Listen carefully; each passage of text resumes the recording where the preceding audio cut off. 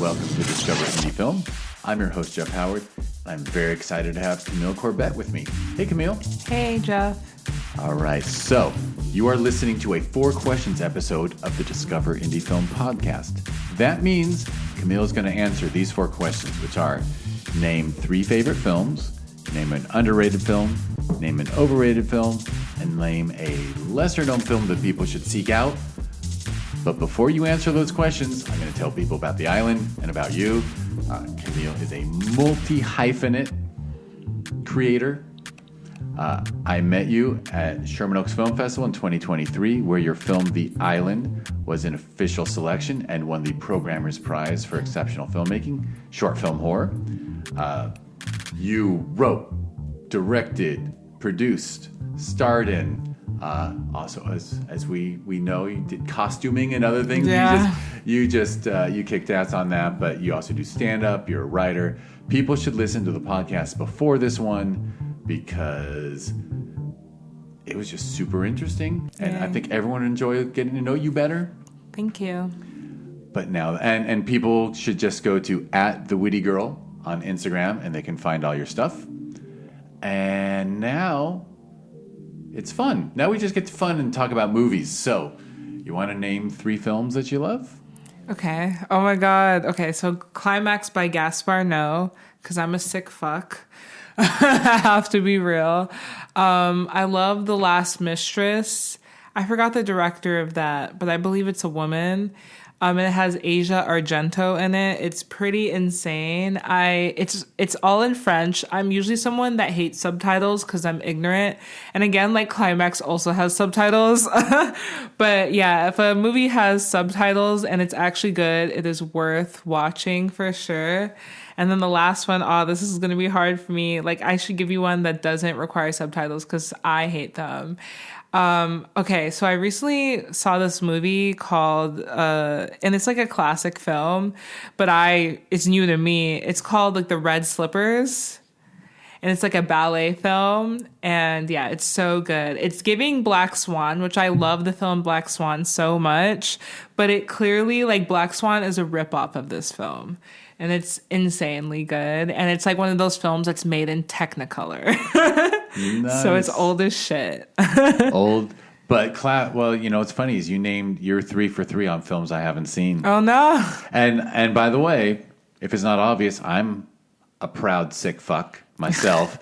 It never, one of my favorite quotes is from Where the Buffalo Roam when Hunter S. Thompson, played by Bill Murray, said, "It never got weird enough for me." Yeah. Never too weird. So yeah. All right. I'm very intrigued by these films. Yeah. And when you say sick fuck, you just mean you like originality, creativity, like cutting edge kind of vibe? I like rudeness. I like stuff that maybe shouldn't be on film. Right. And not like snuff films, but like intrusive thoughts that are somehow engaging. And so Climax is a dance film set around like a French dance troupe that ends up on psychedelics and they start murdering each other. It's amazing. It's an insane horror film. And it's like one location. It's really intense and scary and disturbing, and there's so many taboos in it. I don't want to name them all because I don't want to scare you from it, but just watch. You'll love it. Gaspar Noé is the dude that made Love. I don't know if you've seen that film. It's like the best erotic film I've ever seen. And it's basically, it's actual real sex that happens in the film. And he found like, the main actor is like a real actor, but the 2 like love interests that he has are just random women that he found at the club. Because it's like, how do you get a real actress to agree to do like actual sex? I don't know. I know it happened in Nymphomaniac with Lars von Trier, but that's Lars von Trier. Gaspar Noé, I don't think is quite as famous as Lars von Trier. But yeah, that film like changed my life, and so I will now watch anything that Gaspar Noé does. Excellent. All right, I'm going to dive into those because I normally don't name films, but like I love the film The Cook, the Thief, His Wife, and Her Lover, and like there's some twisted shit in there. Yeah. Is that based off a book? That sounds like a book. I I should know the answer. Then- Maybe not. Okay. But it's more like a stage play. It was directed by a London stage director. Whose name? Oh, so anyway, excellent list. Now, do you want to name a film that you consider underrated? A film that I consider underrated is Tart. It is a film that came out in the 90s. I was absolutely obsessed with it. I love Dominique Swanson. She's the girl that played Lolita in the 1997 version. I think she's an incredible actress. I don't know why she doesn't work that much anymore. I creepily follow her on all social media because I'm like, if I ever have a budget, I'm going to have her in something because she's so good. But yeah, it's sort of like Gossip Girl meets Cruel Intentions. It's really good. If you like those like Upper East Side, like private school mystery, like again, it's like a thriller. It's so good. Yeah, it's really insane. And it sort of talks about like classism in an interesting way. It's always interesting to see like classism from the perspective of a teenager, you know? I love films about teenagers if they're done right. Same. Yeah. And this it's is the best time in life, right? Yeah, this one is my favorite. I watched it as a teenager, and I've went back to it numerous times, and it just holds up so well. It's so good. It's so when it honors those years in the right way. Yeah. I'm rewatching Gossip Girl now too. So good. I gotta admit, I haven't watched it. It's so good. It's so good. Yeah. All right. It's drama. It's drama. I hear that. Yeah.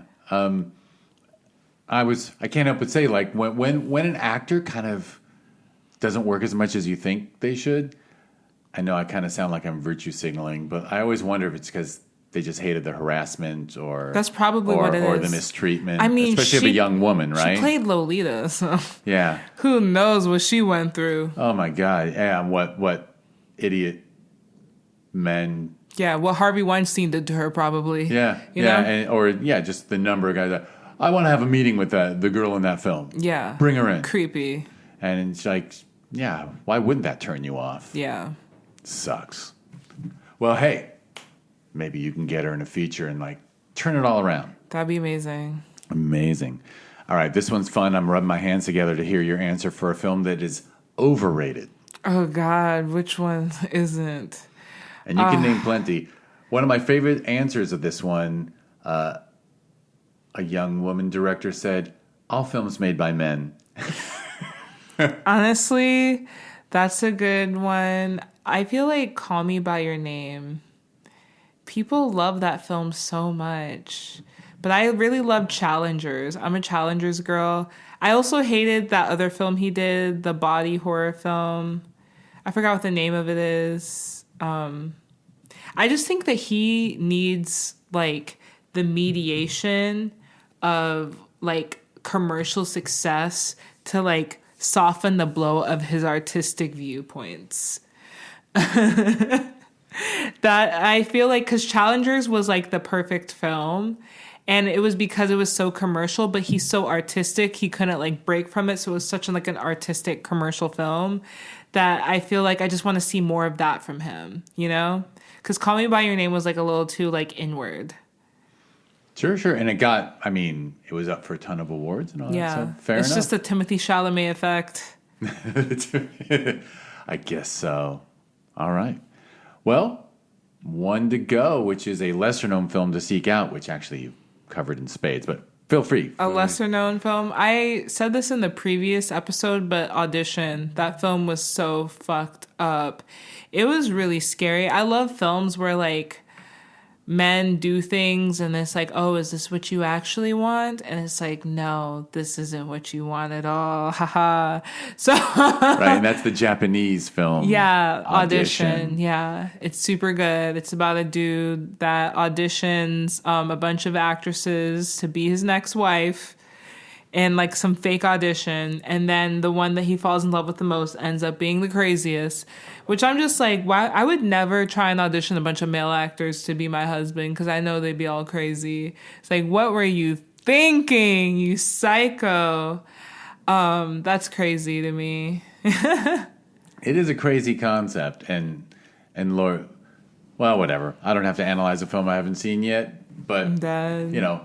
Heck, now there's apps to audition people for dates anyway. Oh, I also have another rec. Feel free. Polyester by John Waters. I don't know if that's popular or not, but I love that film. You know, there's a reason why, like, I wanted very much... I have a friend who's a professional drummer, and he always, like, tries to start fights with people about who's overrated, who's underrated and stuff. So that's what inspired the questions. But I didn't want it to be, like, the best films ever. I wanted to be favorites, right? Because, like, you know... Yeah, so you've got favorite films. Yeah. So it's not under pressure like name the greatest film ever made. Like, yeah. Because that doesn't exist anyway. What would be the greatest film ever made? Maybe like Dune. Dune Part 1 and 2. Those films are incredible. And like having read the books, how he was able to interpret like the sand walking and just like the performances, like there's again the Timothée Chalamet effect. Like those films are incredible to me. I will say like of all the films out like in the millennia, I think Dune Part 1 and 2 are the best. I gotta hurry up and see Part 2. It's funny. I waited so long. The 2 is better. 2 is better. Oh, it's so good. I love that book, but I admit I didn't read any of the books after. The book is boring. Yeah. The book was kind of boring. Really? It was like there were lulls in it for me. I can't remember because I read it in 1986. There's too many characters. It was just like... I guess so. It's a big world. Yeah, and it was nice to just like have it laid out a little bit more simply, visually. I felt that way about reading the book 13 Reasons Why. Because there's like 13 like antagonists in that book. Because it's like 13 reasons why she killed herself. And so it became too many characters immediately for me. So it was nice like just seeing it visually. Okay, I could put a face to the name. This is the person that did this. Versus like trying to keep up with all these names, you know, to... I hear you. I'm currently... The BBC show I'm currently binging has so many characters... All the time, we're just hitting pause and then looking up on IMDb. Wait, who are they talking about? I'm dead, Can't follow all the names. You got to watch Dune 2. You're missing out. I will. You're doing yourself there's a a festival in disservice. 5 weeks, so right after that festival, then I can start doing the fun watching. Although maybe you got to watch it. Take a break. Watch some amazing cinema. I think Dune 2 is even better than Dune 1. And I was like blown away by the first Dune. Yeah, some friends and I were like, Dune 1 deserved more. Yeah, Dune 2 deserves everything. Like when they're like riding on the worms, like the sandworms, like just how he interprets the book is better than the book. Like he has made movies better than the book. And that is incredible to me. Like I am a huge fan of him forever now.